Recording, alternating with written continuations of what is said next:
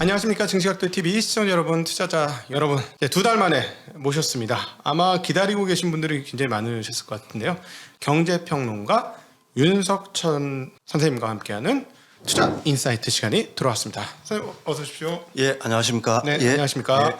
지난번에 이제 우크라이나 전쟁이 막 터져서 발발했을 당시에 오셔서 이 사건이 굉장히 큰 사건이 될 것이고, 그리고 또 유가보다 더 무서운 상황들은 공유 인플레이션, 거기가 곡창지대이기 때문에 이제 공유 인플레이션이 상당할 것이다라는 말씀을 하셨는데, 네네. 진짜 아직까지도 전쟁이 끝나지 않고 그때 생각했던 인플레이션 우려가 조금도 가시지 않았으며, 그래서 지난 2달 동안에 연준이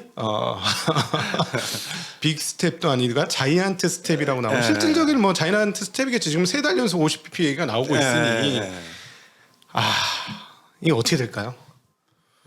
일단은 뭐 3월 인플레이션이 발표가 됐죠. 율이. 뭐 미국 같은 경우에는 전년 동월 대비 한 8.5%.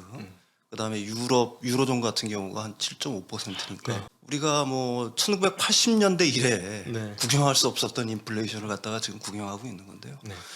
사실 이제 4월, 5월로 가게 되면은 이제 수치로 잡히는 인플레이션율 같은 경우에는 약간 하락할 가능성이 있어요. 왜 그러냐면은 본격적으로 미국 같은 경우에서 인플레이션이 발생한 게 사실은 지난해 한 5월경부터였거든요. 예. 그러니까 이제 기저효과가 작용을 하니까 네. 아무래도. 그다음에 유가는 지금 뭐 110달러 이하에서 어쨌든 그걸 뭐 안정이라고 표현할 수는 없지만은 네. 어쨌든 110달러 이하에서 움직이고 있고 네. 곡물가도 전 고점을 갖다가 완전히 돌파하지는 못하고 네. 약간 하향 안정화되는 추세에 지금 있는 거거든요. 네. 굉장히 이제 고물가지만은 네. 따라서 이제 사실은 공식적인 인플레이션 수치로 잡히는 것들은 4월, 5월, 6월로 들어가면은 지금처럼 뭐 8.5% 수준이 아니라 전년 도월 대비로 비교를 하니까 네네. 전년 도월이 이제 높았으니까 그때부터 막 높아지기 시작했으니까 5월달부터 그걸 보통 이제 기저효과라고 얘기를 하죠.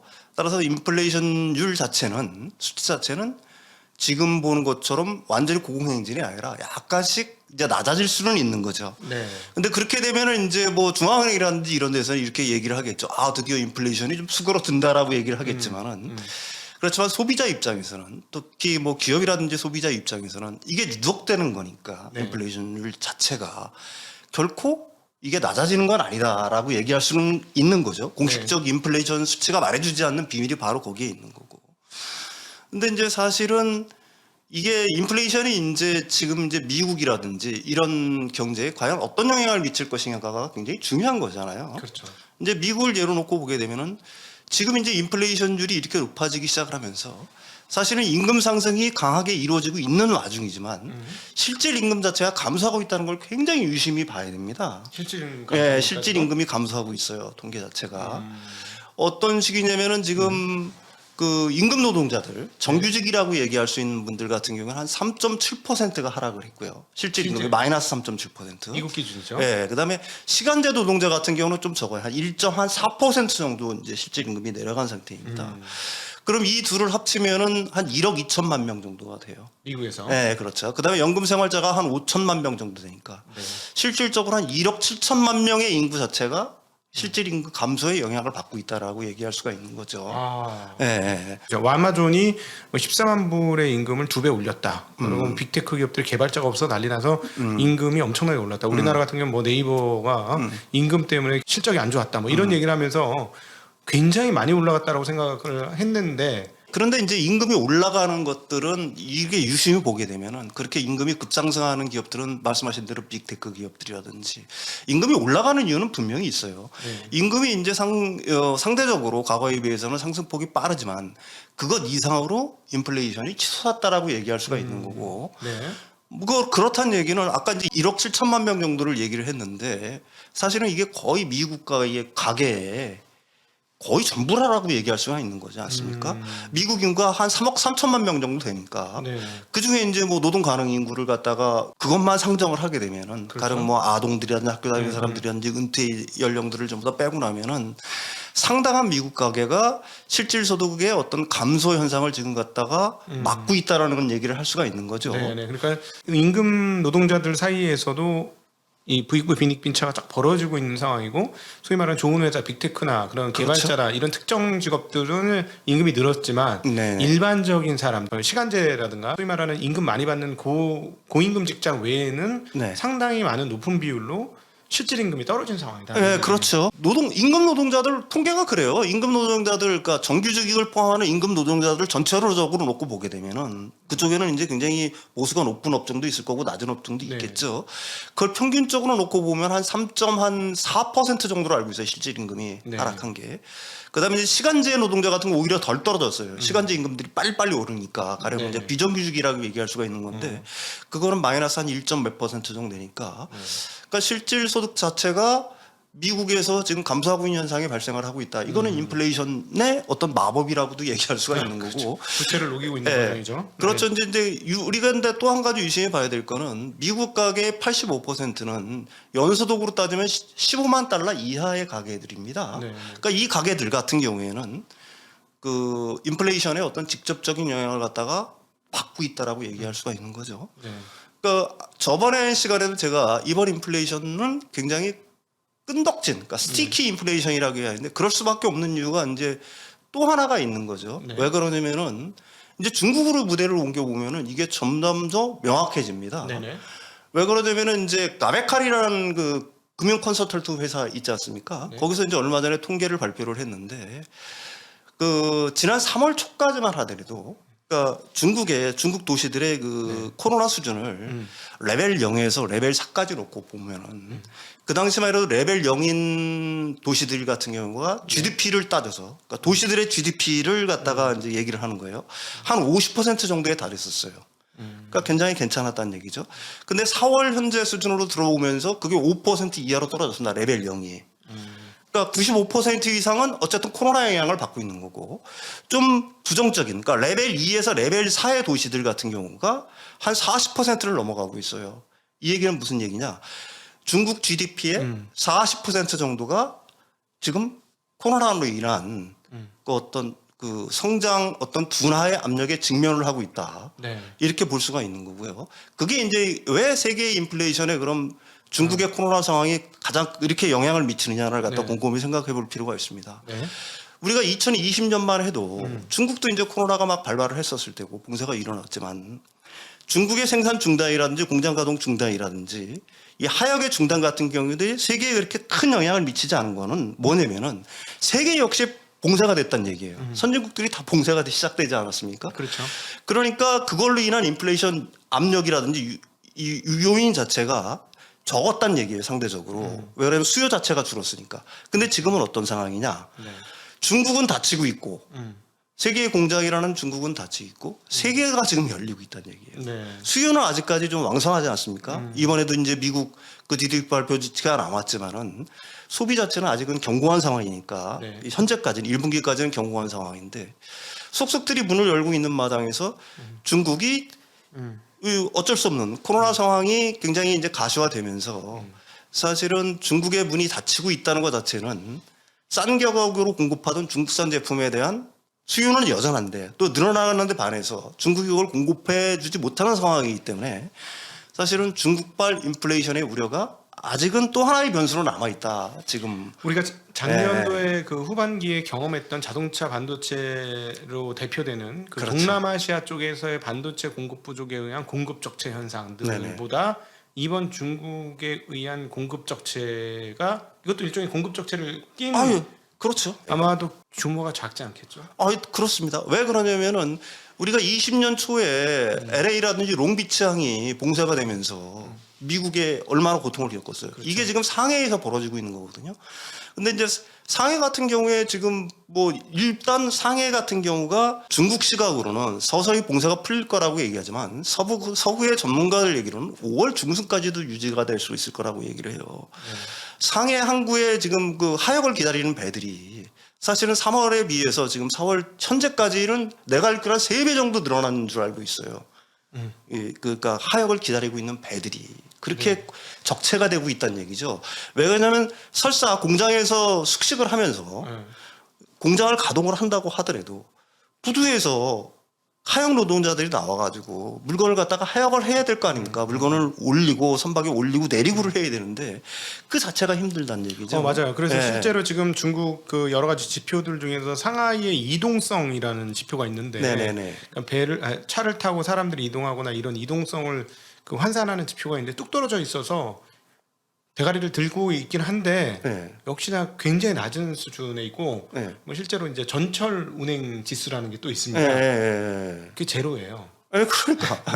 근데 이제 곧 올라오겠지만 네, 지금 네. 이 찍고 있는 지금 4월 말자 기준으로 그게 뚝 떨어져 있어서 제가 저 공급 적자가 날 것 같은데 하는 생각을 계속 하고는 있었는데 네.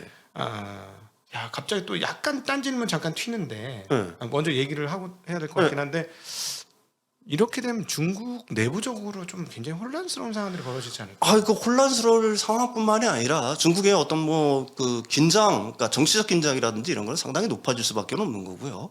사실 뭐 이제 누구나 다 알고 계실 겁니다. 중국이 왜 제로 코로나 정책을 갖다 고수하느냐 하는 거는 뭐 제가 중언부언할 필요가 없겠죠.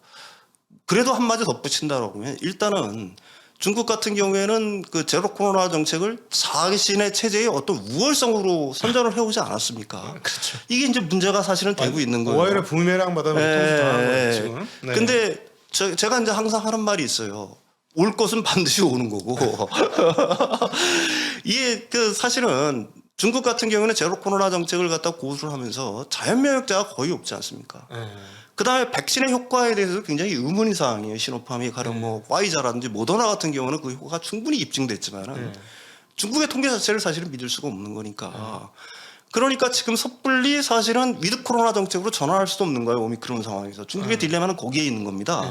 만약에 위드 코로나 정책으로 해서 만약에 이걸 그대로 놔뒀다. 이거 서구처럼 가령 위드 코로나 정책을 같이 추진하면서 봉쇄를 갖다가 하지 않으면서 뭐 공장도 돌리고 뭐 이렇게 한다 그러면 중국의 사망자라든지 이게 과연 얼마가 나올지는 이거는 뭐 전문가들도 거의 예상을 못 하더라고요. 그렇죠. 1000만 단위로 넘어가면 조금 보기에 많이 안 좋죠. 네, 그게 그러니까 만약에 그런 식이 된다라고 하면 중국의 상황은 뭐 디스토피아적인 어떤 상황까지 연출이 될 수가 있는 거고 그렇게 되면은 뭐 지금 뭐 시진핑의 연임이라든지 이런 것들도 그렇죠.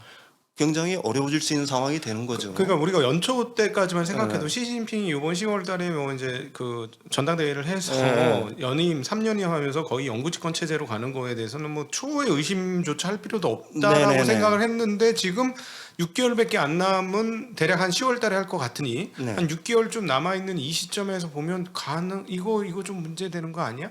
오늘 네. 새벽에 파이낸셜 타임스가 네.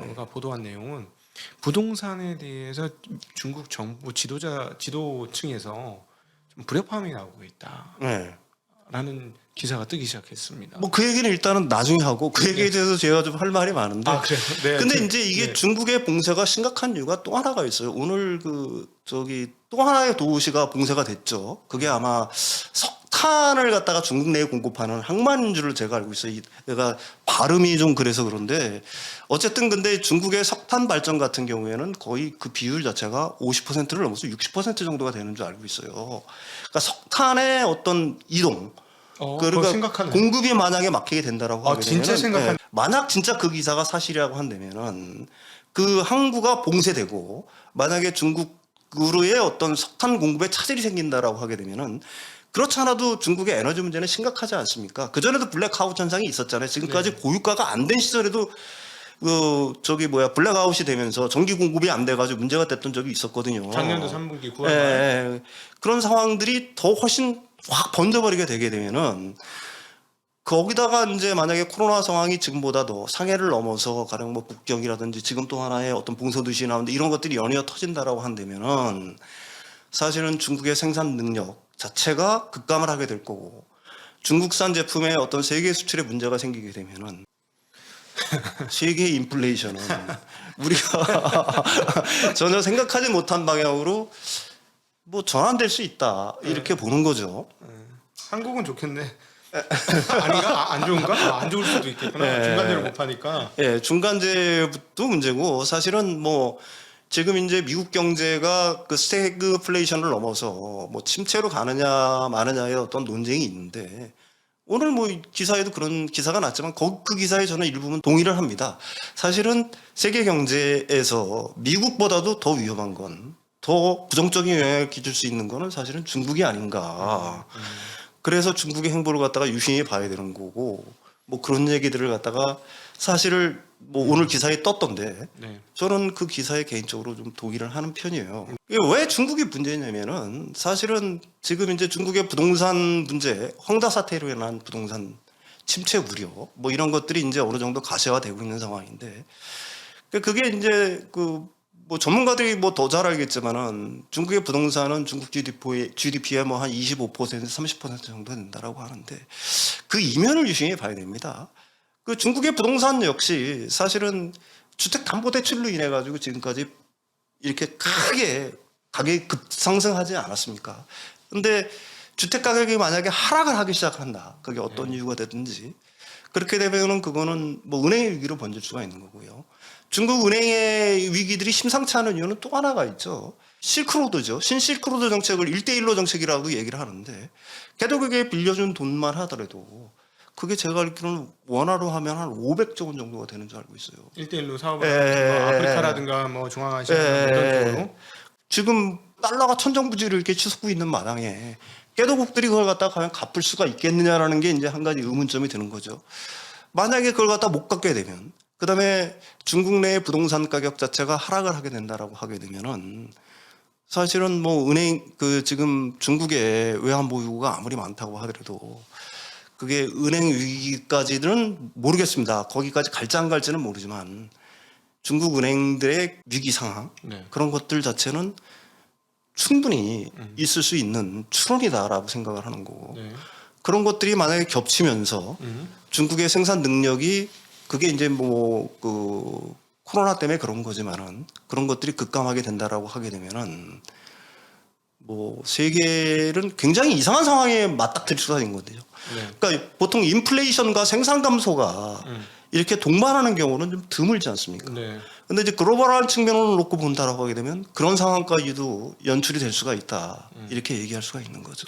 물론 지금 중국발 디스토피아를 지금 말씀을 하셔가지고 뭐 들으시는 분들이 지금 가슴 철렁하실 것 같은데 어쨌든 올해 이제 가장 큰 악재가로 부각될 수 있는 거는 중국의 제로 코로나 정책이라는 이야기는 저희 증시학도 TV에서 계속 언급을 했습니다. 예. 근데 지금 이거 제로 코로나를 이제 정책적으로는 했고 밑에서 이제 대책을 바꾸면서 그걸 조금 무마하기 시작은 하고 있는데 그 중에 하나가 제조업체들은 어떤 식으로 이제 폐쇄로프라는 걸 통해서 이제 그러니까 숙식을 통해서 예. 돌리는 과정이고 그래서 저는 이제 바로미터 중에 하나로 보는 게 테슬라와 그 애플의 폭스콘 공장들이에요. 이것들이 네. 잘 돌아간다면 그런 대로 좀 받아들일 수 있는 상황 좀 부족해도 근데 만약에 얘네가 분기 실적단에서 중국 공장 안 돌아간 것으로 인해서 얘네가 분기 실적단에서 꺾어지는 일이 벌어지게 되면 그건 조금 상당히 심각한 상황이다. 이런 개인적인 해석은 하고 있거든요. 네, 글쎄요, 뭐 생산 공장이 아주 뭐 중요한 시설들이라든지, 가령 뭐 반도체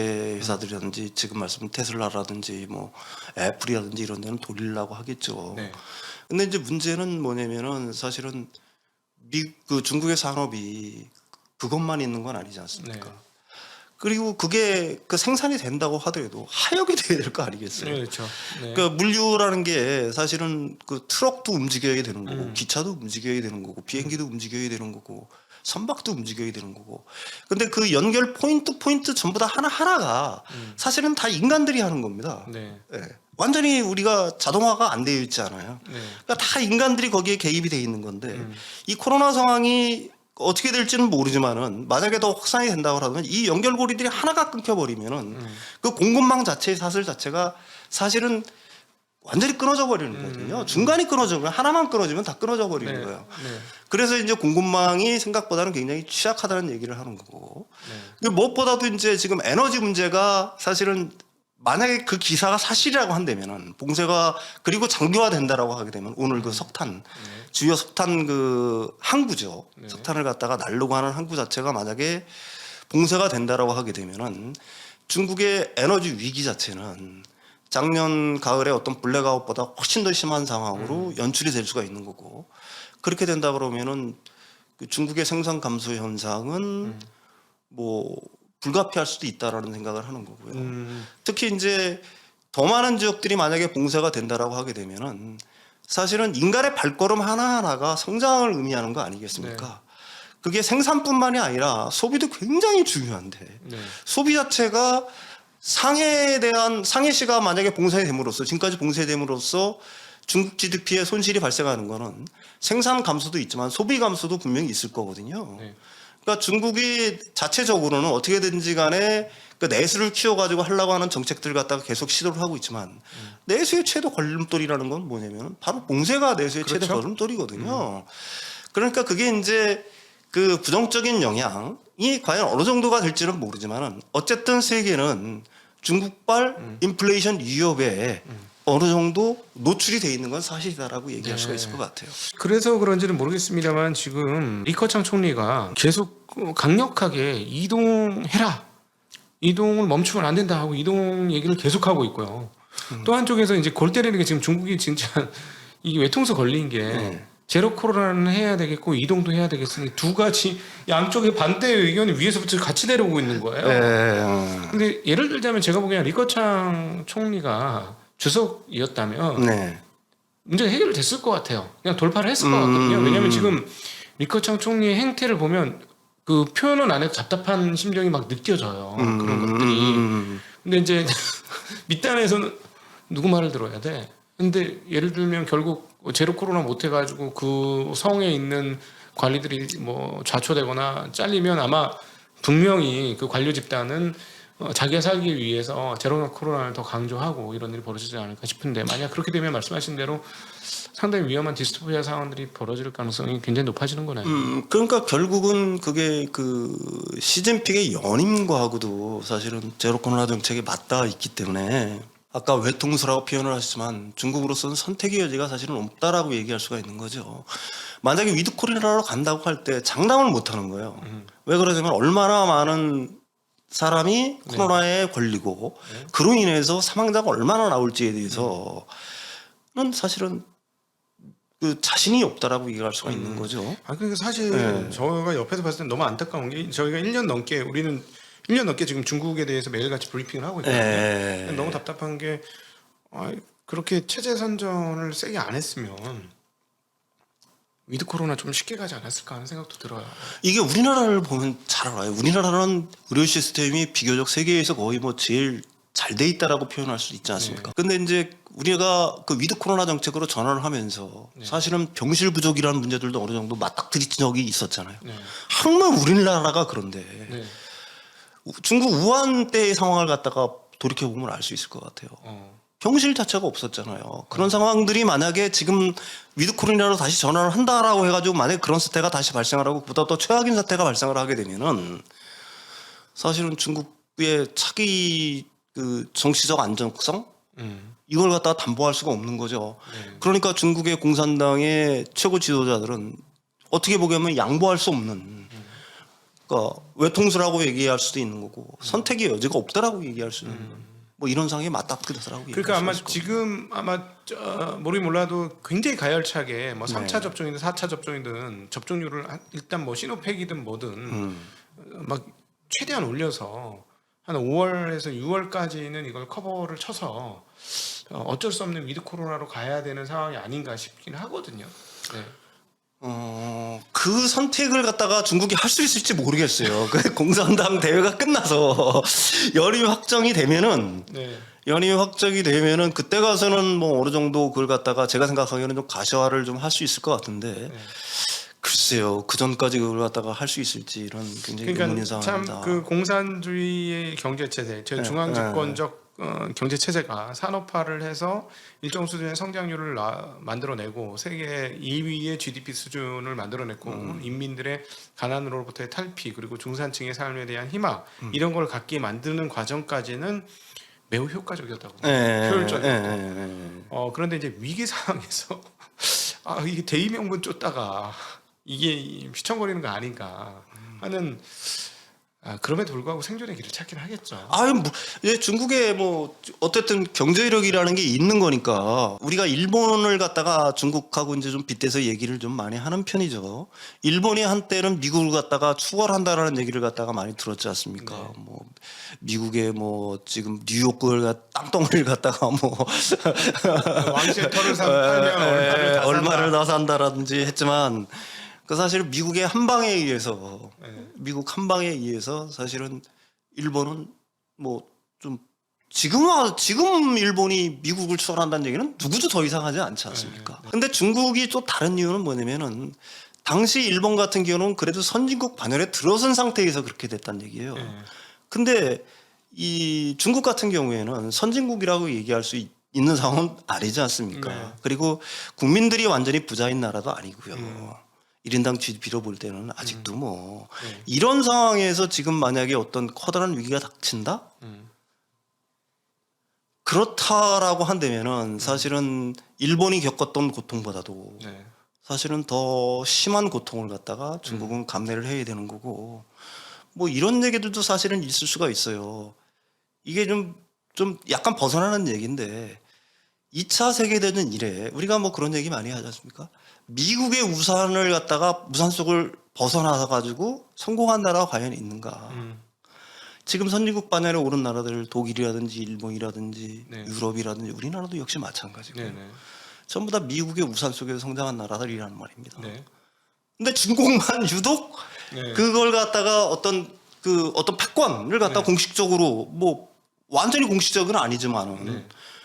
스스로도 그렇게 얘기를 하잖아요. 네. 그 미국과의 어떤 장을 겨눌 수 있는 단계로 올라왔다. 네. 그리고 미국과의 어떤 패권 경쟁을 갖다가 내부적으로는 뭐 가열차게 하고 있는 거고요. 그러니까 미국의 우산 아래에서 어느 정도 성장을 지금까지는 해왔단 말입니다. 그렇죠. 사실은 중국이 중국이라는 뭐 나라가. WTO 체제에 들어온 거는 미국의 시스템 안에 들어온 거라고 봐야 되니까. 주기 장막을 거두고 미국의 용인이 없었다라고 하면 중국이 지금까지 성장을 못했겠죠. 그렇죠. 근데 이제 중국이 뭐 이런 얘기가 좀 그렇지만 발톱을 드러내고 있는 거 아니겠어요? 네. 근데 그게 과연 성공할 수 있을지 이는 제가 굳이 말을 안 해도 네. 사실은 알 수 있을 거라고 저는 봅니다. 네. 자, 우리가 이제 인플레이션 얘기하다가 중국 얘기로 빠지는 바람에 중국 얘기할 게 많죠. 사실은 이왕 한 김에 조금 더 가죠. 네. 사실 우리가 지난 2달 전에 첫 대담에서 달러 패권이 흔들리는 거 아니냐 해서 아마 우리 생존에는 아마 그러지 않을 것이다라고 하긴 했습니다만 지난 2달간 우리가 목도한 사실 중요한 지역의 변화가 분명히 포착됩니다. 즉 중동 지방에 오펙으로 대변되는 이 중동 지역의 흐름이 좀 다릅니다. 왜냐하면 그렇게나 깍듯하게 미국의 이야기를 잘 들었던 오펙이 증산을 40만 배럴 하고 우린 더 이상 증산할 수 있는 캐파가 안 돼라고 하면서 배를 째라 라고 그러고 있어요. 세계의 어떤 흐름 에너지 패권에 대한 흐름 자체를 이해할 필요가 있습니다. 미국의 달러는 기존에는 그 페트로 달러라고도 얘기하지 않습니까? 그렇죠. 오일을 살 때는 무조건 달러로 사야 된다는 것 때문에 사실은 20세기 달러의 어떤 기축 통화로서의 위치를 갖다가 공고히 한 건 분명한 사실이에요. 네. 그게 이제 사실은 지금 그걸 갖다가 일부에서는 무너지고 있다라고 얘기를 하는데 그게 무너졌다라고 저는 그렇게 보지는 않아요. 왜 그러냐면은 그거는 미국의 이익 때문에 스스로 포기한 측면이 있습니다. 무슨 얘기냐? 중동이 제일 지금 미국에 대해서 섭섭하게 생각하고 있는 건 뭐겠어요? 전통 오일에 대항하는 셰일 오일을 개발하면서 미국이 최대 생산국, 원유 생산국으로 발돋움했다는 겁니다. 경쟁자가 돼버린 거예요, 이게. 어느 순간에. 그러니까 중동 입장에서는 어떻게 생각을 하겠습니까? 한번 생각을 해보세요. 아이씨, 자기들 말 잘 듣고 지금까지 하라는 대로 다 했는데 돌아온 거는 셰일 오일이냐. 그리고 셰일 오일 때문에 중동의 국가들이 얼마나 큰 어려움을 겪었어요. 네.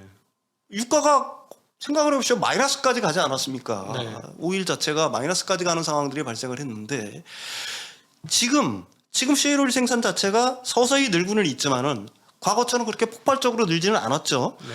그런데 만약에 지금 그 중동이 오일 생산을 늘린다고 한번 생각을 해보십시오. 그럼 유가는 어느 정도 하락을 하겠죠. 그렇게 되면은 그렇다고 해서 셰일 오일 생산이 뭐 줄어들어 가지고 그 유가마저 그러니까 자기들이 생각하는 BEP 전까지 미국이 보장을 해줄 거라는 어떤 자신이 없는 거예요. 그거 네. 자신이 아니라 확신이 없다라고 얘기할 네. 수가 있는 거죠. 네네. 그러니까 미국이 수차례 오펙에 대해서 오펙과 비오펙에 대해서 증산을 하라고 하지만 하루 40만 발 이상은 우리는 절대로 못 늘린다라고 고집을 하는 이유 자체는 바로 셰일 오일이 어느 순간에 자기들 그 기존 오일을 갖다가 우리가 전통 오일이라고 표현을 한다면은 그거에 대한 대항마로 우뚝 서 있다는 얘기를 갖다가 중동이라든지 기존 상용국들이 하는 거고 가장 큰 위협으로 생각을 하고 있다는 얘기죠. 네. 따라서 지금 상황에서 미국 말을 들을 수 있는 개연성은 전혀 없다라고 얘기할 수가 있는 거고요. 특히 미국이 지금 뭐 계속해서 유가를 갖다가 내리라고 압박을 하지만은 유가 상승으로 이득을 보고 있는 나라들이 과연 누구냐라는 걸 갖다가 진짜 냉철하게 봐야 된다는 얘기입니다. 뭐 경제 성장이라든지 인플레이션 압력이라든지 이런 것 중 측면을 놓고 본다 그러게 되면은 사실은 미국도 손해를 보고 있다라고 얘기할 수가 있지만은 미국의 천연가스 수출 날개를 달고 있죠. 네. 미국의 수일 오일가스 지금 100달러가 넘어가는 섬에서 엄청나게 많은 이득을 내고 있죠. 네. 어떤 이득을 내고 있는 거예요? 과연 미국이 어떤 손해를 보고 있냐라는 걸 갖다가 우리들이 생각을 해볼 필요가 있다는 얘기입니다. 지금 손해를 보고 있는 나라들은 어떤 나라들이냐? 비산유국, 네, 수입국이 수입국, 소비국, 중국이 제일 클 것이고. 중국도 크고요. 네. 뭐 한국, 네. 뭐 등등의 나라들, 유럽도 일본도 마찬가지겠죠. 마찬가지고 유럽도 예, 마찬가지고. 유럽도 마찬가지고. 유럽도 거의 한 90%를 수입해다 쓰니까. 그렇지만 지금 속에서 웃고 있는 나라들은 과연 누굴 거라는 걸 갖다가 어떤 언론도 뭐 이런 얘기를 갖다 공식적으로 하지는 않고 있지만은 네. 그럼 뭐 여러분들이 궁금히 생각해 보시면 아실 거란. 자, 우리 윤석철 경제평론가님이 이제 좀 캐주얼하게 오늘 여러 가지 다양한 얘기를 해주고 계신데, 자, 이왕 캐주얼하게 갔으니까 좀 더 가죠. 네. 러시아의 우크라이나 침공 전쟁을 대하는 미국의 태도를 보면 확실히 인플레이션 파이터냐 할 정도이고, 그리고 이번 러시아가 어떤 분이 이렇게까지 얘기하죠. 미국의 미끼를 물었다. 러시아가 살살 흔들어 놓고 있던 미끼를 물었고 이제 골창으로 빠졌고 미국은 얻고 싶은 패를 유럽에서 지금 얻기 시작한다. 그렇습니다. 제가 한 5년 전인가 6년 전에 한겨레 신문에 그 칼럼을 하나 쓴 게 있었어요. 네.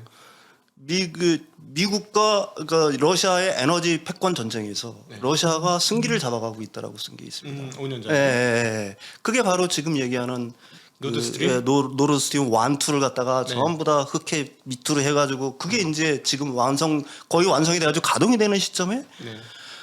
아주 공교롭게도 이번 전쟁이 일어났습니다. 네. 그러면서 패권 자체를 완전히 바꾸고 있죠. 네. 미국 입장에서 놓고 본다면. 네. 러시아에 뺏겼던 에너지 패권 자체를 갖다가 사실은 미국이 가져오고 있는 거예요. 네.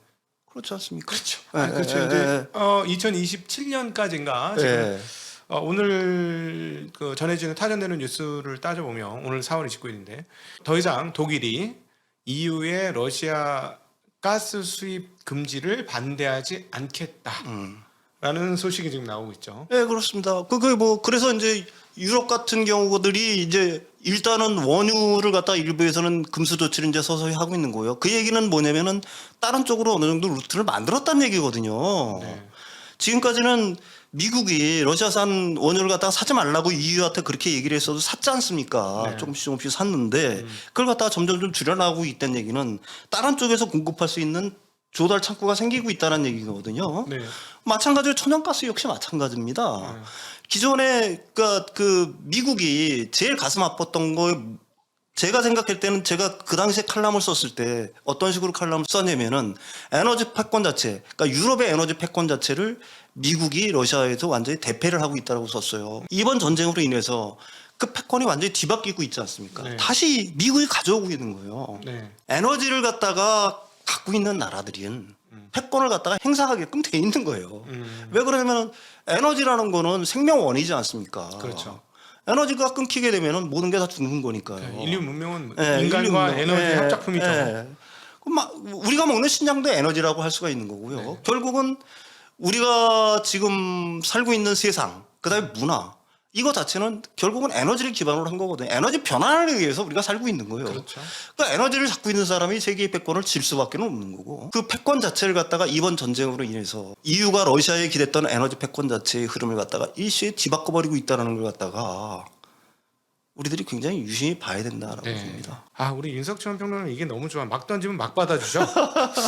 이게 보통 이렇게 그렇게 범위를 정해놓고 물어봐야지 대답이 나오는데 막 던지면 막 나와서 이게 너무 재밌어요. 저는. 그냥 뇌피셜이에요. 뇌피셜. 저는 이제 주식쟁이로서 투자쟁이로서 팁을 말씀드리면 두 가지 투자 팁이 나왔습니다. 지금 앞서 중국 관련 이야기하면서 만약에 중국이 전력 공급이 충분치 못한 화력 발전 등에 의한 전력 발전이 충분하지 못할 경우는 어떻게 될 것이냐. 아마 철강에 가장 전력 소요가 큰 철강의 생산량이 좀 줄어들 가능성이 있기 때문에 그렇다면 직결적으로 수혜를 보는 건 한국의 철강 업체가 될 것인데 요건 한번 지켜보죠. 왜냐하면은 이걸 뻔히 알고 있는 중국이 그렇게까지 셧다운하지 않을 거로 저는 개인적으로 봅니다. 앞서 중국 얘기를 했지만 그 정도의 바보는 아닐 것이다라고 중국이 생각을 하고 있고요. 그리고 지금 두 번째 말씀하셨던 것처럼 러시아로부터의 가스관에 의한 파이프 엔진이라는 PNG라고 부르죠. 파이프 천연가스망이 이제 2027년까지 셧다운이 되는 상황들이 도래하게 되면 결국 그것은 또 다른 파이프라인 건설은 매우 어렵고 중동에서부터 와야 되기 때문에 결국 중동과 미국으로부터의 배로 이동, LNG의 배로 이동이 된다면 LNG선을 가장 잘 만드는 한국 조선 업체들이 물밀듯한 수주를 받을 수밖에 없는 상황 그런 상황이 벌어질 수 있다는 저는 이제 또 다른 투자의 팁을 평론가님 말씀 들으면서 저는 이제 투자의 팁을 생각하는 요게 이제 투자자의 시각이라는 거. 또 한 가지가 있어요. 이제 그 얘기에 덧붙여서 할 수 있는 게 뭐냐면은 이 우리가 보통 리쇼링, 뭐 온쇼링, 오프쇼링 이런 얘기들 많이 하지 않습니까? 가령 생산 기지를 갖다가 해외로 옮기는 걸 갖다가 오프쇼링을 하고 다시 자국으로 회귀하는 걸 갖다가 온쇼링을 하고. 근데 요즘 새롭게 생겨난 말이 뭐냐면은 프렌드쇼링이라는 얘기를 많이 합니다. 프렌드쇼링. 이게 무슨 얘기냐면 미국이 공급망을 갖다가 기존에 중국에 의지했던 공급망을 갖다가 우방국, 그러니까 친구들의 어떤 공급망으로 다시 짜고 있다는 얘기예요. 네. 이거는 두 가지 측면이 있는 거예요. 한국한테는 굉장히 큰 기회가 될 수가 있는 거고 네. 또 하나는 인플레이션 압력을 더 높일 수가 있다는 얘기가 될 수가 있는 겁니다. 지금은 중국에 생산됐기 때문에 싼 가격에 공급망, 그러니까 공급을 받을 수가 있었지만 그거는 미국뿐만이 아니라 전 세계가 마찬가지겠죠. 이걸 갖다가 미국이 공급망 재편, 그러니까 프렌드 쇼어링에 나서게 되면서 사실은 기존의 이제 우방들을 통해서 공급망을 갖다 재편하는 움직임을 보이고 있는 거고, 그거는 제가 생각해도 할 거라고 저는 봅니다. 미국은 뭐든지 다 할 수가 있어요. 네. 지금 일시의 에너지 패권 자체를 갖다가 네. 바꾸는 것도 그런 거고요. 그 다음에 중국을 어떻게 하면은 자기랑 감히 경쟁하지 못하게끔 만들 수 있는가에 대한 것들도 사실은 미국의 싱크탱크라든지 네. 뭐 네오콘은 제외를 하고서라도요. 네. 그 뭐 진보적이든 보수적이든 네. 그 싱크탱크들은 자기는 나름대로의 시나리오를 제가 알기로는 다 갖고 있는 줄 알고 있습니다. 물론 네. 중국도 갖고 있어요. 네. 그거에 대해서는. 그렇지만 아직까지 어떤 힘이라는 측면에서 놓고 본다면, 파워라는 측면에서 놓고 본다면, 아까 이제 그 달러 패권에 대해서 얘기를 했는데, 달러 패권이 아직까지도 저번에 저한테 그런 얘기를 하셨지 않습니까? 일부 뭐 가령 뭐 위안화 결제 시스템을 만들고 중동이 거기에서 반발을 하고 네. 뭐 이런 거 자체가 겉으로 보이는 현상들은 굉장히 우리가 유심히 보면 그런 것도 같다라고 뭐 끄덕끄덕할 수가 있지만은 사실은 속내를 파보면은 제가 생각하기에는 그렇지가 않다라는 얘기를 하는 거고요. 그게 그 어떤 미국의 힘이 중국을 갖다 견제하려고 일단 마음을 먹었기 때문에 그거는 어떤 식으로 전개될지 제가 생각하기에는 상상을 초월할 수 있는 방식으로 전개될 가능성도 충분히 있는 거다. 근데 이 얘기를 왜 하냐면 결국은 인플레이션 얘기를 하고자 하기 때문에 하는 겁니다. 네. 때문에 인플레이션 압력이라는 거는 만약에 그런 의도가 미국의 의도가 강해지면 강해질수록 사실은 기존 어떤 시스템의 완전히 어떤 전환을 의미하는 거기 때문에 시스템이 안정적인 상황에서는 물가가 그렇게 크게 오르지가 않겠죠. 근데 이걸 큰 거리를 놓고 되면 시스템이 파괴되고 어떤 격변의 시기에는 반드시 불협화음이 일어나는 겁니다.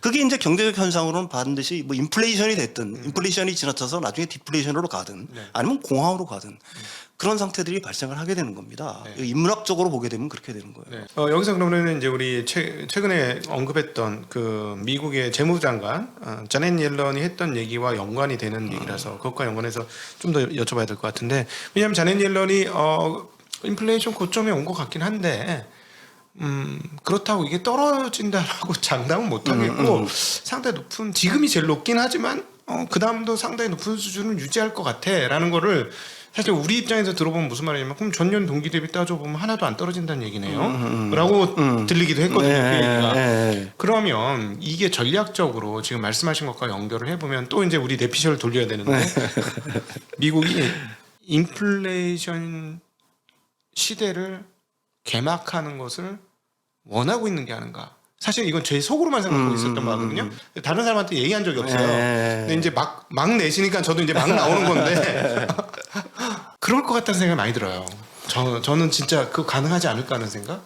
그러니까 인플레이션 시세를 갖다가 의도를 하고 있는지 안 하는지에 대해서는 뭐 그것까지는 저는 뭐 솔직히 말해서 뇌피셜을 갖다가 가동을 해본 적이 없는 거고요. 어쨌든 미국이 어떤 판을 갖다가 흔들고 있는 건 사실이지 않습니까? 네. 그게 이제 미국의 어떤 힘의 유지, 팍스 아메리카나의 지속, 그 다음에 달러의 어떤 달러 패권의 지속, 거기까지 전부 다 포함이 되는 거죠.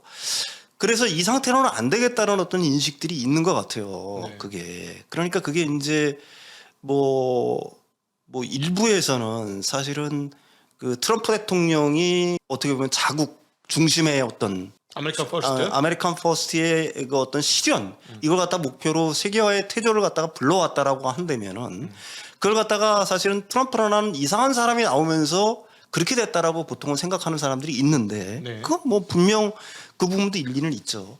그렇지만 그 이전에 미국의 싱크탱크들이 그 생각해왔던 것들 네. 더 이상은 중국한테 이렇게 밀리면 안 된다는 생각들 만약 지금처럼 미국의 힘이 이렇게 약화되면 안 된다는 생각들이 지금 이제 사실은 그런 어떤 러시아와 우크라이나의 전쟁 그다음에 중국과의 갈등 그다음에 어떤 공급망의 재편 이런 형식으로 그 지금 나타나고 있는 거다. 네.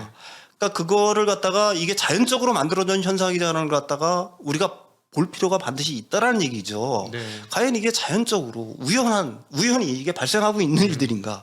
아니면 누가 의도를 하고 있는 것들인가? 그게 긍정적인 의미에서의 의도든 부정적인 의미에서의 의도든 미국에서는 어쨌든 지금 이 판을 갖다가 지금 20세기 2010년 그러니까 금융위기 이전의 어떤 판을 갖다가 금융위기 이후 그다음에 이제 코로나 발생까지의 어떤 판을 갖다가 그대로 유지해서는 안 된다는 생각들. 이거는 그게 미국의 진보 정권이 들어오든 아니면 보수 정권이 들어오든 완전히 바뀌지를 않고 있다는 얘기죠. 네. 그래서 그 판을 갖다가 계속 흔들어야 되겠다. 그러니까 다른 말로 얘기하면 질서 자체를 갖다가 변혁시켜야 되겠다는 생각들이 있는 거고요. 이런 것들이 이제 어떻게 보게 되면은 세계의 어떤 모양 자체를 어떤 형태 자체를 갖다가 바꿔나가고 있는 거고 그걸 갖다가 힘이 없는 국가가 의도를 했다라고 그러면은 그거는 불가능한 거지만은 미국의 같은 어떤 세계 그 최강대국이 어려운 판에서는 그게 만약에 의도를 하고 있다라고 하면 미국이 의도를 하고 있다면은 그런 형태로 갈 수밖에 없다라는 게 뭐 저는 그렇게 생각을 하고 있는 거죠. 오늘 지금 완전 내피셜 잔치인데 재미는 있습니다. 네. 저도 생각이 좀 비슷해서 그러니까 중국이 도강양해를 조금 더 한 10년이나 20년 더 했어야 되는데 네. 시진핑이 집권을 하면서 중국 특색 사회주의라는 기치를 중국 몽을 들고 나오면서 중국인들은 고취시켰을지 모르겠지만 중국의 입지를 굉장히 허약하게 만드는 상황들이 지금 도래한 게 아닌가.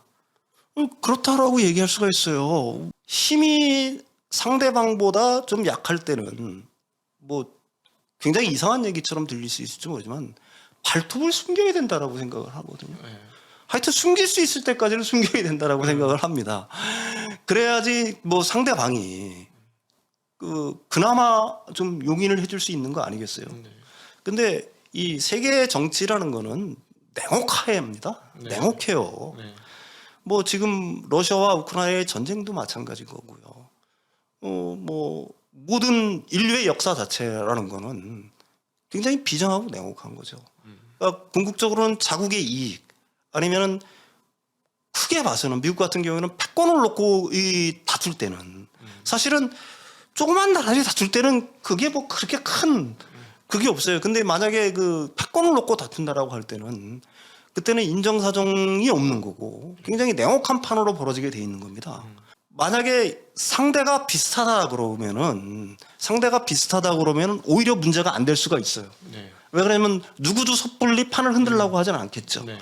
근데 상대가 아직은 자신한테 좀 미진하다 싶으면은 그때는 완전히 판을 흔들 수가 있는 겁니다. 우리가 이제 시쳇말로 그런 얘기 하잖아요. 일어서기 전에 완전히 이거는 진짜 뭐 발바벌에 완전히 그런 얘기가 해도 좋은지 모르지만 완전히 밟아버려서 완전히 다시는 일어나지 못하게끔 해야 된다는 생각, 이 시기가 아니면 그게 안 된다라는 생각들, 뭐 이런 생각들이 사실은 미국의 진보적인 사람들도 마찬가지고 보수적인 단체들도 마찬가지고 그런 식의 주장들을 굉장히 많이 하는 거고. 사실 2008년도, 2010년도부터 작업을 했어야 되는데 미국 자체가 급급했기 때문에 2008년 리만 사태로 인해 급급했기 때문에 10년간을 놓아둘 수밖에 없었고 그 사이에 75%인가요?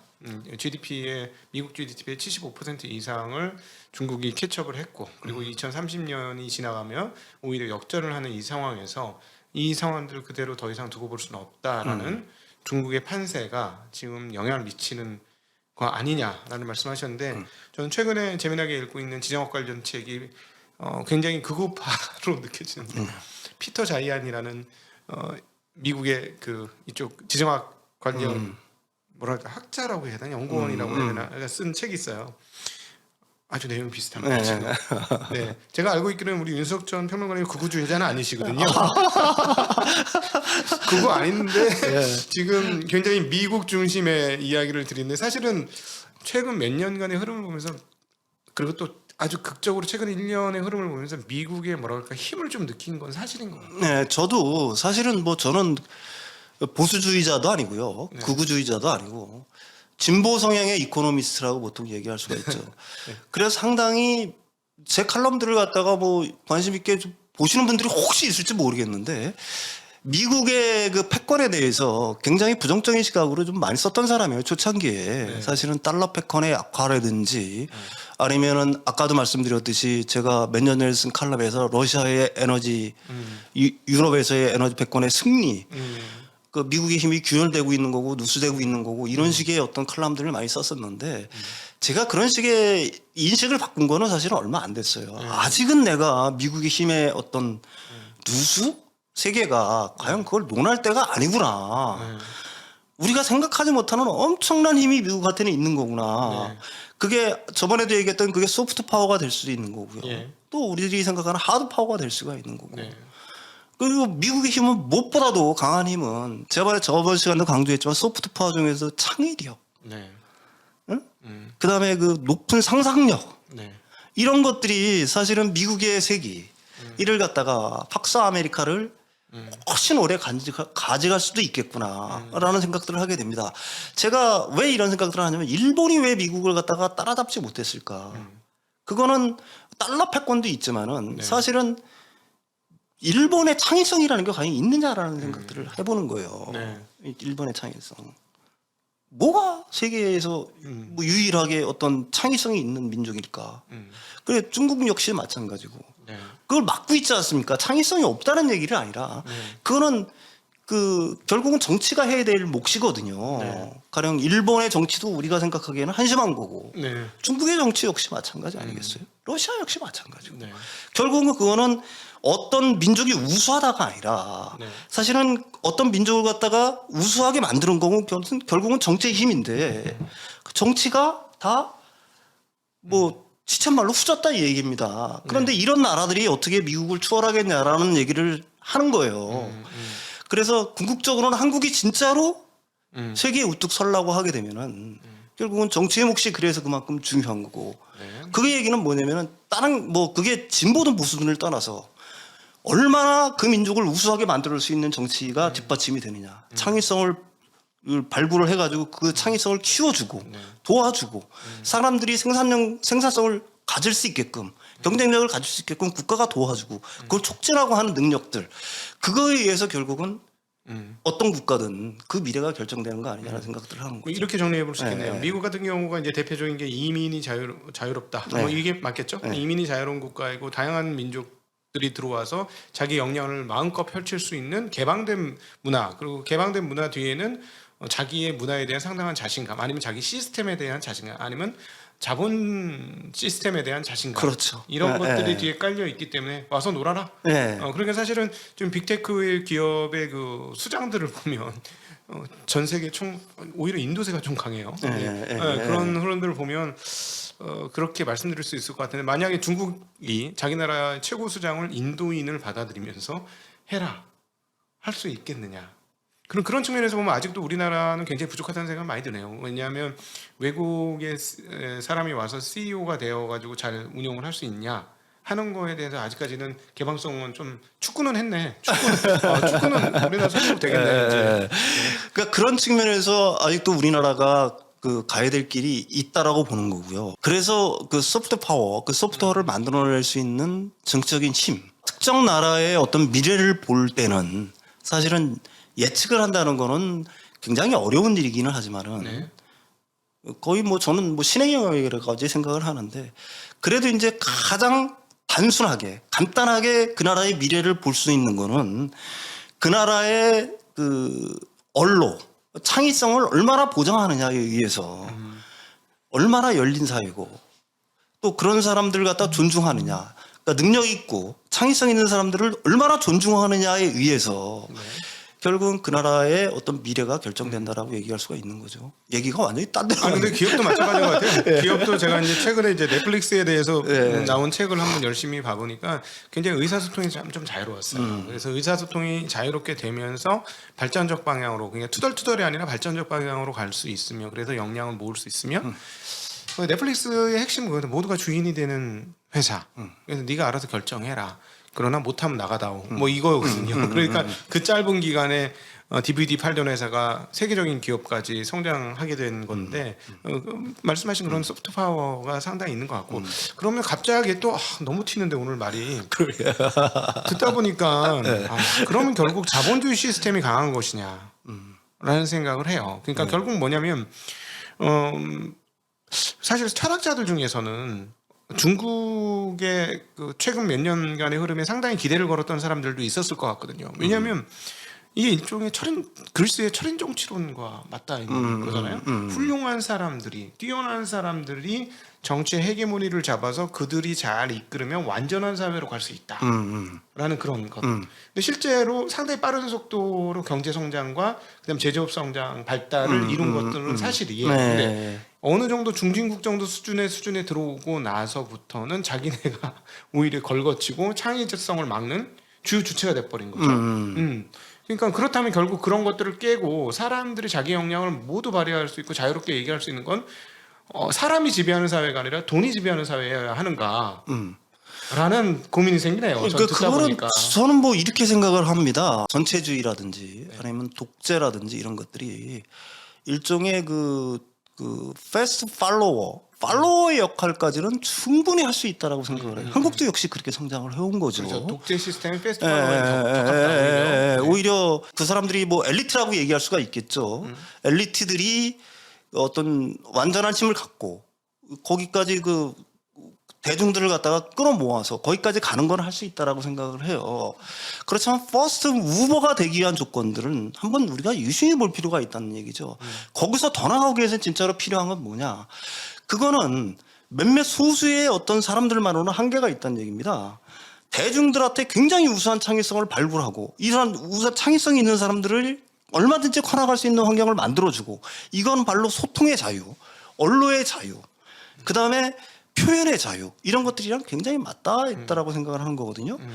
그 테슬라의 그 CEO가 누구죠? 갑자기 생각이 안 나네. 머스크 그 사람 얼마나 생각 자체가 뭐 굉장히 창의적이지 않습니까? 네네. 생각 자체가 굉장히 창의적이고 그런 사람들이 과연 어떻게 보면 이단하라고까지 얘기할 수가 있는 거죠. 이런 사람들이 만약에 한국 재벌이 만약 그런 행태를 보인다 그러면은 우리나라 같은 시스템에서 융단 폭격 맞죠? 융단 폭격뿐만이 아니라 진짜 사회적으로 거의 사회적으로 거의 매장 수준까지 갈 수 있다라고 봅니다. 근데 미국은 어때요?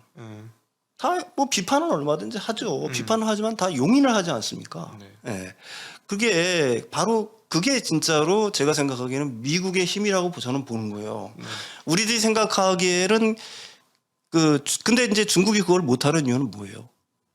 자기들 엘리트들이 정한 규범에서 벗어나는 걸 갖다가 용인을 하고 있지 않잖아요.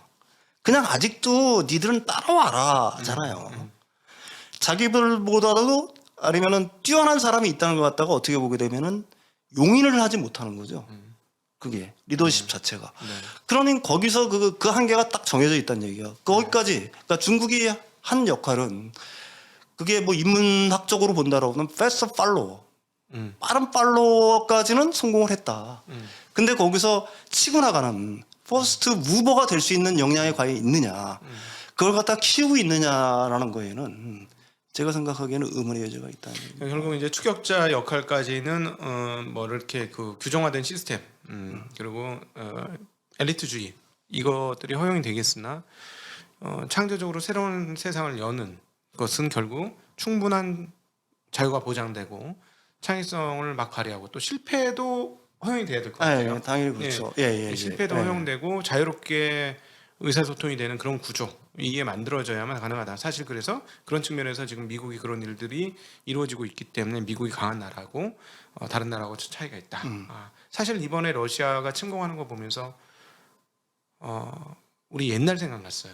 옛날 생각이 나면서 이 나라는 도대체 몇 년도를 살고 있는가 이런 생각이 들면서 갑자기 미국과의 차이가 더 많이 벌어졌구나.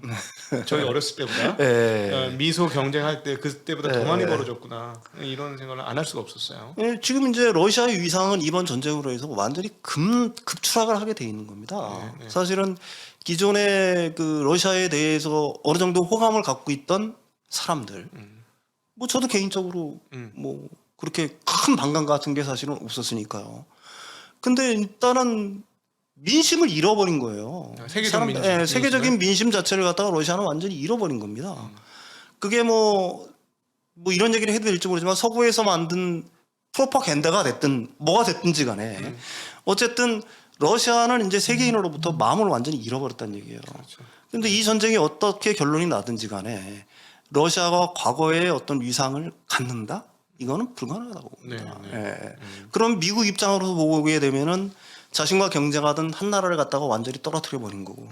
푸틴이 이번 전쟁에 그 아마 마음속으로 생각했던 과거 소련의 영화의 재건 그리고 또 러시아 민족의 중흥 이 모든 것들이 그냥 가만히 있었으면 시간이 돼서 잘 했으면 어떻게 혹시 올 수도 있었는데 이번 전쟁으로 인해서 이제 완전히 끝이 나버리는 즉 미국과 소련의 경쟁이 이제는 더 이상 있지 않는 지난 50년대 이후 있었던 그 마지막 끝자락의 마지막 심지까지 완전히 없어져 버리는 그런 느낌. 그러니까 러시아 같은 경우에는 그 가스관을 통해서 유럽으로 연결을 시도했고요. 더 나아가서 중동, 뭐 터키, 뭐 그다음에 그 정도까지 진출을 이미 해 있는 상태에서 이번에는 이제 완전히 판세가 역전이 돼버린 거고요. 더 나아가서는 이제 가령 뭐 북한을 통해서 우리나라로 들어오는 그다음에 더 나아가서 일본까지 가는 어떤 파이프라인이라든지 이런 것들 자체도 사실은 이제 이룰 수 없는 꿈이 돼버린 겁니다. 그렇죠. 그 잠원 안고 이제 자빠지는 일이 시작이 될 수 있는 거고 사실 그렇게 해가지고 공격을 키워가지고 아름다운 소프트나 그 얼마나 멋있습니까? 러시아의 그 음악, 문화 이런 것들을 키웠으면 러시아의 진정한 부흥이 있을 수 있었는데. 그렇죠. 그러면 진짜로 괜찮은 나라가 될 수 있었는데 참 그래서 지도자가 참 중요하다 이런 생각 다시 한번 해봅니다. 자 이제 수습해. 이제 수습. 그래서 자 그러면은 이제 그러면 우리가 인플레에서부터 시작했기 때문에 인플레 수습을 좀 해야 되는데요. 그러면 이제 인플레이션이 하반기에. 금리를 미국 연준이 지금 50bp 3번 연속으로 올릴 수도 있는 상황까지 와 있잖아요. 그러면 그렇게 금리를 올리게 되면 이것이 잡힐 것인가? 어떻게 생각하실까요? 금리를 올린다고 잡힐 거라고 저는 보지는 않아요. 금리가 직접적인 원인은 되지는 않을 거라고 저는 봅니다. 그러니까 일단 그 얘기를 하기 전에 과연 미국이 금리를 얼마까지 올릴 수 있을까 생각을 한번 생각을 해볼 필요가 있어요. 우리가 1980년대 그 인플레이션, 그 당시 침체가 일어났죠. 1983년도까지. 그때도 똑같이 에너지 위기였습니다. 그러니까 이란 혁명이라든지 중동에서의 어떤 전쟁들이 기폭제가 되면서 1980년에 1983년도까지 굉장한 어떤 인플레이션 상황을 겪었고, 그 다음에 그 인플레이션을 잡기 위해서 그 연준이 이제 금리 인상을 막 시도를 했죠. 근데 이제 그 이후에 그 금리 인상 사이클을 보게 되면은 이걸 좀 유심히 볼 필요가 있는데 전 금리 인상 사이클보다 차회 금리 인상 사이클에서 항상 금리를 덜 올렸어. 정점에 비해서 덜 올렸어요. 네. 다른 말로 얘기하면은 금리는 1980년대 이래 미국의 기준금리 자체는 계속해서 낮아져 왔다는 얘기입니다. 네. 지금 이제 금리 인상 사이클에 접어든 거죠. 미국은 뭐 50bp씩 뭐 3번을 올리고 그러니까 내년 여름까지 해가지고 뭐 일부에서는 굉장히 많이 올릴 거라고 얘기를 하는데 저는 그거에 대해서 굉장히는 아니지만 좀 부정적이에요. 첫째, 이제 올린다는 신호는 분명히 하겠죠. 그 다음에 이 직전 분기 금리 인상 사이클의 최고점이 어디 있느냐. 2018년 4분기 2.25에서 2.5%가 최고치였죠. 네. 그러면은 제가 생각하기에는 그 정도가 최고가 될 거라고 봐요. 그러면은 이제 미국의 연준 인사들이 바라는 건 자기들이 금리를 올려가지고 인플레이션을 잡겠다는 거는 제가 생각하기에는 어불성설입니다. 왜 그러냐면은 그 저금리라든지 유동성의 어떤 폭증 자체가 인플레이션 요인을 만든 건 사실이지만 네. 그게 전부 다가 아니잖아요. 지금 인플레이션 요인은 유동성을 제외한 나머지 측면들이 굉장히 많이 작용을 하고 있는 거거든요. 가령 공급망의 어떤 혼란들, 그다음에 전쟁이라든지 여파들 네. 이런 것들이 인플레이션의 직접적인 요인이라는 얘기입니다. 네. 따라서 이거는 금리만으로는 잡을 수가 없는 거예요. 네. 금리를만으로 잡을 수 없다는 걸 갖다가 연준의 인사들이 모르고 있느냐? 알고 있는 있겠지. 겁니다. 네. 얼마든지 알고 있어요. 네. 그리고 금리를 올릴 때 그 미국의 그 연준의 인사들 아니면 미국의 정책 기반자들이 제일 무서워하는 게 뭘까요? 만약에 금리를 갖다가 폭풍처럼 인상을 한다. 그래서 뭐 그 빅스텝이 아니라 자이언트 스텝을 밟아가지고 옛날에 볼커처럼 네. 무지막지하게 올린다? 네. 그러면은 미국의 자산시장 자체가 완전히 무너지겠죠. 그때는 완전히 무너지겠죠. 이거는 미국 입장에서 특히 이 연준의 입장에서 부효과를 갖다 강조해온 언행키 이후의 연준의 흐름 자체를 완전히 일시에 끊어버리는 거예요. 그럴 수가 없습니다. 그건 어렵다. 예. 부의 효과를 끊을 수 예, 없다. 부의- 그럼 부동산은요? 부동산 자체도 마찬가지로? 마찬가지라고 저는 봐요. 부동산도 역시 마찬가지라고 봅니다. 따라서 지금은 제가 생각하기에는 뭐 이런 식의 표현이 적당할지는 모르지만 연준은 신용을 하고 있는 거예요. 그게 이제 어떻게 보면 포워드 가이던스 역할을 하면서 유동성 자체를 어느 정도 줄이고 그다음에 주식시장이라든지 부동산 시장의 어떤 밸류에이션도 조금씩 이렇게 낮춰주는 효과들 이 시장이 이제 알아서 조심을 하는 거죠. 이걸 갖다가 바라면서 그러니까 서서히 연착륙을 바라면서 하는 거죠.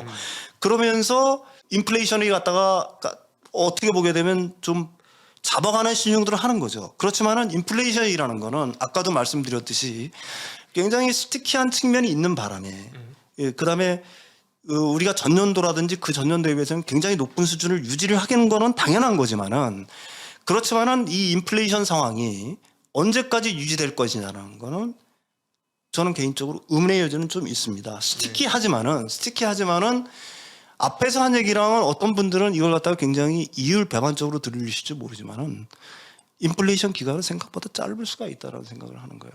그 얘기는 뭐냐면 여러 가지가 맞물려 있는 겁니다. 지금 이제 지금 분기, 우리 1분기 그 GDP 잠정치가 발표가 됐죠. 뭐 연율로 따지면은 한 1.4% 마이너스가 났죠. 연율로 따지는 거니까 그러니까 실질적으로는 뭐 전분기 대비해서 한 0.25% 정도 GDP가 감소한 거예요. 근데 이제 2분기 상황을 좀 유심히 봐야 될 게 뭐냐면은 작년도 2분기에 미국의 GDP 성장치가 굉장히 좋았어요. 네. 굉장히 좋았습니다. 폭발적으로 들었어요. 근데 이제 2분기 상황에 이게 높았기 때문에 기저효과도 물론 작용을 하겠죠. 그 다음에 그 전분기 조금 줄었지만은 계속해서 완전히 2분기부터 굉장히 그 미국의 GDP가 굉장히 좋았기 때문에 지금 상황에서 미국의 GDP가 조금만 하락을 한다고 하더라도 생각보다 마이너스가 어떤 그 성장률이 가시화될 수 있는 여지가 있다라고 보는 거예요. 일부에서는 뭐 신문을 보니까 이런 식으로 언론을 보니까 이런 식으로 얘기를 해요. 뭐 무역 적자가 굉장히 많이 나가지고 마이너스 성장을 기록을 했다. 여전히 그 미국은 어차피 소비에 의존하는 경제니까 소비가 여전히 굉장히 좋고 그다음에 그 기업들의 설비 투자라든지 소비 자체도 여전히 강건하기 때문에 지금 마이너스 1분기에 마이너스 약간의 마이너스죠, 사실은.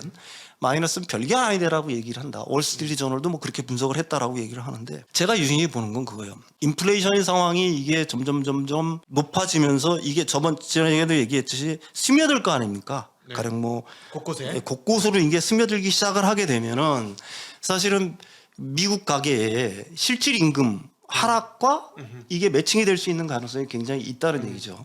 거기에 이제 연준이 어차피 5월 달에 들어서 50pp가 됐든지 간에 최소한 50pp는 올리겠죠. 네. 긴축 움직임.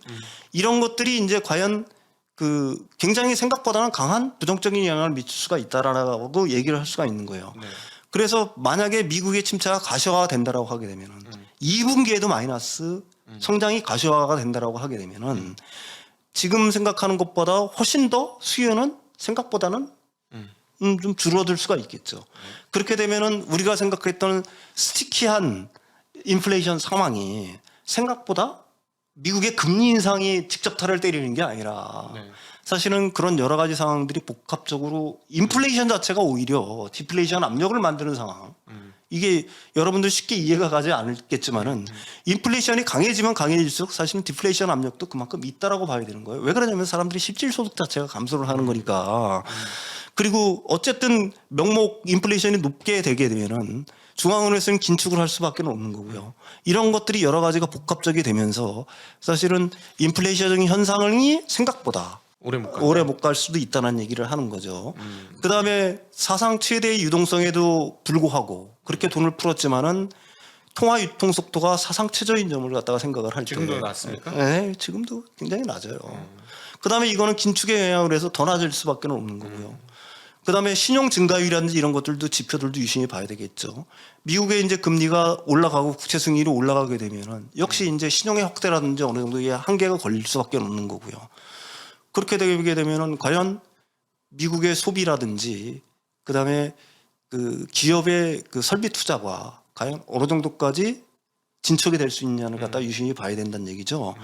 미국의 설비 투자 중에서 21년도 그 작년도에 성장이 그렇게 좋았던 이유들 이런 것들은 사실은 에너지 부위라든지 뭐 이런 것들이 굉장히 많았지 않습니까? 시울 뭐 붐이 불고 하면서 뭐 이런 것들이 이제 거기에 이제 가중이 되면서 사실은 불었던 건데 그런 어떤 설비 투자들도 일단은 완료가 된 상황들이란 말입니다. 이제 설비 투자가 될 부분들은 굉장히 있죠. 앞으로도 가령 뭐 첨단 산업 분야라든지 반도체라든지 뭐 미국의 반도체라든지 그걸 갖다 부흥을 꾀하려고 하고 있는 거니까 전기차라든지 배터리라든지 뭐 이런 쪽으로 설비 투자가 계속해서 있을 거는 분명한 사실이지만은 어쨌든 지금 미국 기업의 입장에서 높아진 원가도 상당한 부담으로 작용을 하게 될 거란 얘기입니다. 이게 시간이 지나면 지날수록 미국의 가계는 실질소득 감소의 위협을 맞고 있는 거고 임금 상승에 못 미치는 그거를 뛰어넘는 인플레이션이 일어나고 있기 때문에 실질소득이 감소하면은 소비는 줄어들 수밖에 없는 거고 또 기업 입장에서도 역시 생산원가가 높아지면 높아질수록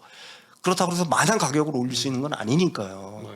따라서 그 부분에 대한 어떤 설비 투자의 감소, 그러니까 기업의 지출의 감소 뭐 이런 것들이 맞닥뜨리기 시작하게 되면은 생각보다 우리는 굉장히 스티키할 거라고 보이지만 인플레이션이 그게 생각하는 것보다 오래 가지 않을 수도 있다는 생각들을 하는 거죠. 결국 지난 20년간 2001년도 중국의 WTO 체제 편입 이후에 나타났던 디플레, 그다음에 생산성 혁명, 중국으로부터의 그 저임금에 의한 디플레 수출 이런 것들 등등이 여전하다라고 봐야 되는 상황일까요? 아니 그게 여전하지는 않겠죠. 그게 여전하지는 않을 거고요. 아까도 말씀드렸듯이 과거에는 중국발 디플레이션 위협의 세계가 노출이 돼 있다라고 한다면은 이제부터는 사실은 중국발 인플레이션 위협의 세계가 노출이 돼 있는 거예요. 중국은 오히려 인플레 요소가 되고. 그다음에 아까도 말씀드린 그런 거 이외에도 사실은 중국에서도 임금이 올라갈 수밖에 없는 거잖아요. 점점 임금이 올라갈 수밖에 없는 거니까. 네, 그럼 정리를 해보면 중국은 인플레 요소로 이제는 전환이 되기 시작한 것이고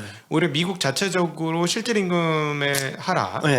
그러니까 부익부 빈익빈이 커지면 통화 유통 속도가 줄어들고 그러니까 통화 유통 속도가 떨어지는 상황들이 유지가 되기 때문에 현재 인플레이션이 굉장히 심하다고 할지라도 금리 몇 번 올려놓고 이렇게 한 1년 정도 지나 보면 엄청난 인플레이션, 즉 40년 만에 인플레이션이 오는가?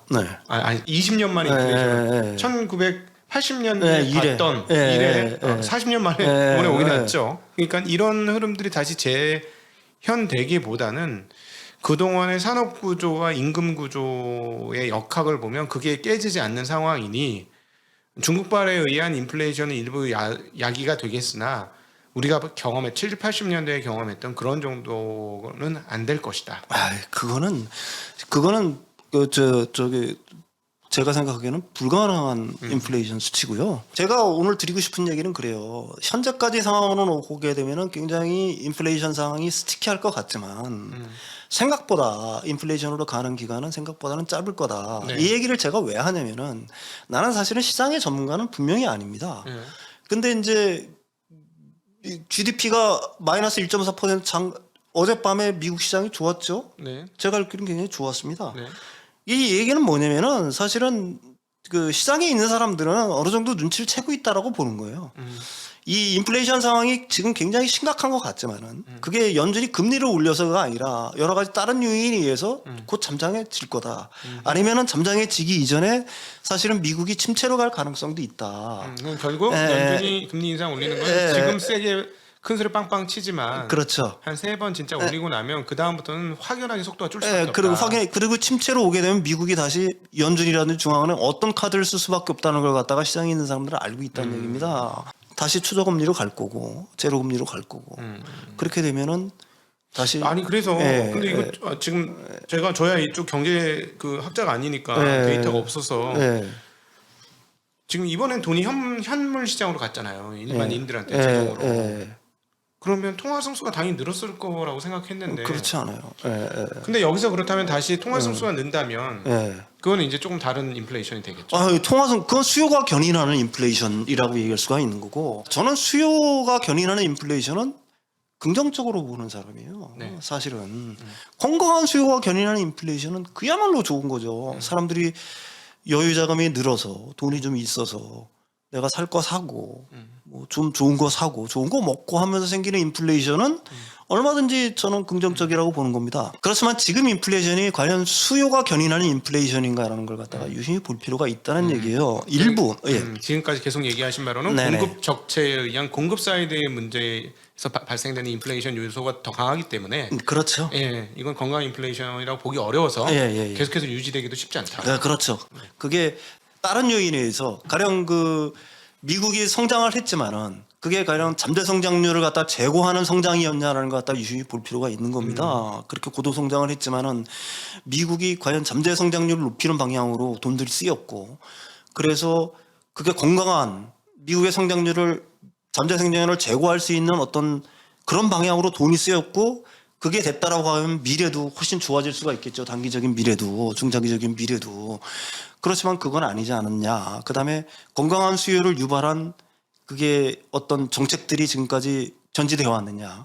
그래서 현재 발생하고 있는 인플레이션이 수요가 견인하는 건강한 인플레이션이냐를 갖다가 유심히 볼 필요가 있는 거고 그게 아니라는 거는 뭐 나 같은 이코노미스트가 아니더라도 여러분들도 분명히 알고 있는 사실이니까요. 그러니까 이게 과연 얼마나 유지가 될 것이냐라는 걸 갖다가 유심히 볼 필요가 있다는 얘기죠. 네, 오늘 그 경제평론가 윤석천 선생님과 함께 인플레이션이 향후 어떻게 될까라는 논의를 하는 과정에 온 사방으로 튀어가지고 그러게 말입니다. 종합인이죠. 그래서 이제 경제평론가라는 말씀이 제일 잘 어울리시는 것 같아요. 왜냐하면 경제도 하지만 인문학에 대해서 생각을 하시고 인문을 생각하시면 또 정치도 생각하게 되고 이게 사실 현장은 섹터별로 있는 게 아니라 종합예술 아닙니까? 모든 게 섞여져서 있다 보니까 모든 게 연결되어 있죠. 그러다 보니까 오늘 저희가 그야말로 중구난방이었습니다. 그러고 했는데 제가 이런 대담을 한 적이 거의 없어가지고 이거 어떻게 해야 될지 모르겠는데 만약에 오늘 대담이 재밌으셨다면 댓글로 좀 많이 남겨주시고요. 마음에 안 드셨더라도 기분 나쁜 댓글은 좀 덜 남겨주셨으면 하는 바람이 오늘 좀 있습니다. 우리 윤석천 평론가님과 함께한 인플레이션 과연 그 방향은 어디로 갈 것인가? 그리고 경제 좀 아는 형들이 하는 막대담, 막대담, 경제 좀 아는 형들이 주고받는 막대담을 오늘 이렇게 마감하도록 하겠습니다. 오늘 귀한 시간 함께 해주신 경제평론가 윤석천 선생님께 다시 한번 감사드리고 또 함께 해주신 시청자분들께도 감사 인사 드리겠습니다. 인사드립니다. 고맙습니다.